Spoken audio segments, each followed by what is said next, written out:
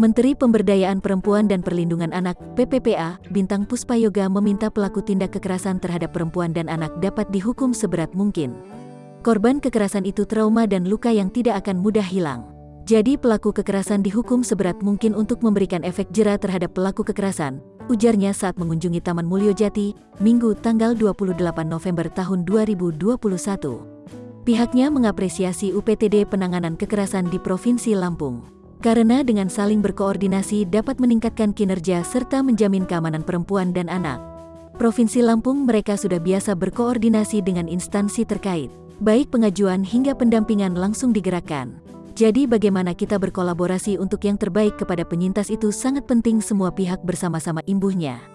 Menurutnya, pihaknya akan langsung bergerak jika terjadi kasus di daerah, dengan berkoordinasi bersama Dinas PPPA Kabupaten, Kota dan dengan aparat penegak hukum, APH, sebagai langkah awal. Selama ini yang terjadi sangat memprihatinkan kepada anak-anak di Indonesia. Ini menjadi peringatan untuk bergerak dan memberikan yang terbaik kepada korban. Dan kami mengapresiasi penegak hukum yang telah memberikan efek jera terhadap pelaku tindak kekerasan, tuntasnya.